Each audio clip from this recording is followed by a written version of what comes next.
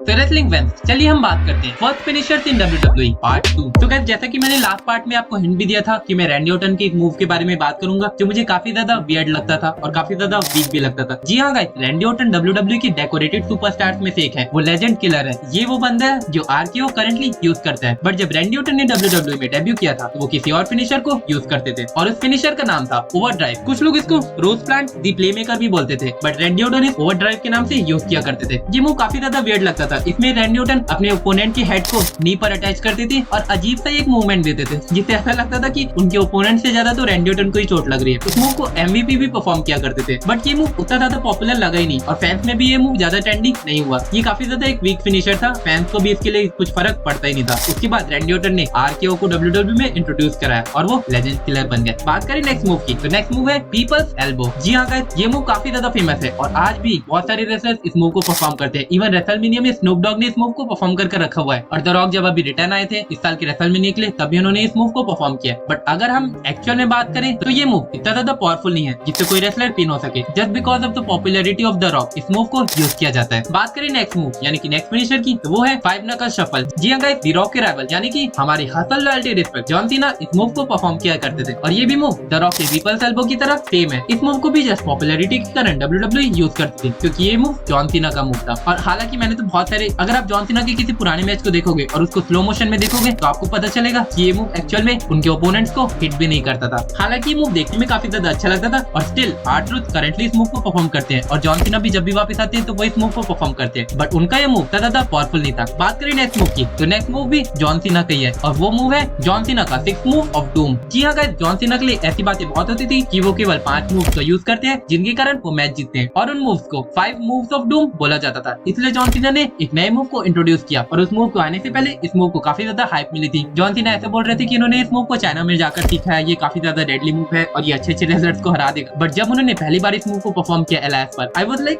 ये एक फिनिशर है। It was just like a punch और वो एक प्रॉपर पंच भी नहीं था। रोमन रेंस का सुपरमैन पंच उससे ज्यादा खतरनाक फील होता है, बट इस मूव को देखकर मैं बोला भाई जॉन सीना ने ये मूव सीखा है। जस्ट बिकॉज जॉन सीना ने इस मूव को परफॉर्म किया इसलिए वो ज्यादा ट्रोल नहीं हुआ। अगर उस मूव को और कोई रेसलर परफॉर्म करता तो वो काफी ज्यादा ट्रोल होने वाला था। बात करें नेक्स्ट मूव की, तो नेक्स्ट मूव है समोअन स्पाइक। करंटली इस मूव को सोलो यूज करता था, बट ये मूव मेजरली ओमेगा का मूव वर्क करता था और उन्हीं से सोलो ने इस मूव को लिया है। ये मूव उतना ज्यादा पॉपुलर नहीं हुआ था और उस टाइम पर ओमेगा जिस तरह से रेसलर था, जिस तरह से उसकी फिजिक थी, उसकी बॉडी पर ये मूव बिल्कुल भी सूट नहीं करता था और एज ए फिनिशर ये मूव काफी ज्यादा वीक था, बट स्टिल ओमेगा इस मूव को परफॉर्म किया करता था और आज के टाइम पर सोलो भी इस मूव को परफॉर्म करते हैं और इसी मूव ने कोडी रोड्स को रेसलमेनिया 39 में उनका टाइटल कॉस्ट किया था। गाइस रिमेंबर, ये मूव इतना ज्यादा इंपॉर्टेंट है, बट एज ए फिनिशर ये काफी ज्यादा वीक मूव है। बात करें नेक्स्ट एंड फाइनल मूव यानी कि फाइनल फिनिशर की, तो वो फिनिशर और कोई नहीं सुपरमैन पंच है। जी हाँ गाइस, ये मूव देखने में तो काफी ज्यादा अच्छा लगता है, बट एक्चुअल में ये मूव रेसलर्स को हिट करता ही नहीं है। रोमन रेंस जिस हिसाब से इस मूव को परफॉर्म करते हैं, उनकी परफॉर्मेंस के कारण ये मूव बहुत ही ज्यादा अच्छा लगता है, बट एज ए फिनिशर ये मूव किसी रेसलर को पिन नहीं कर सकता। और ये चीज देखने में अच्छी भी लगती है कि फिर चाहे वो जॉन सीना का 5 नकल शफल हो या फिर रोमन रेंस का सुपरमैन पंच हो, उससे मैक्सिमम रेसलर्स पिन होते ही नहीं है। ये सिर्फ एक ट्रेंडी मूव है जो फैंस में काफी ज्यादा पॉपुलर है। और बात करें इंडिया की, इंडिया में तो सारे बच्चे सुपरमैन पंच के लिए पागल है। ये मूव इंडिया में काफी ज्यादा फेमस है, but as a move, as a finisher जिससे कोई रेसलर पिन हो, ये मूव उतना ज्यादा पॉपुलर नहीं है। स्लोमो में ही देख लो गाइस, स्लोमो में अगर तुम देखोगे तो तुम्हें पता चल जाएगा कि ये एक्चुअल में रेसलर्स को तो उस इंटेंसिटी से हिट ही नहीं करता। Same goes for AJ style phenomenal forearm and Logan Paul का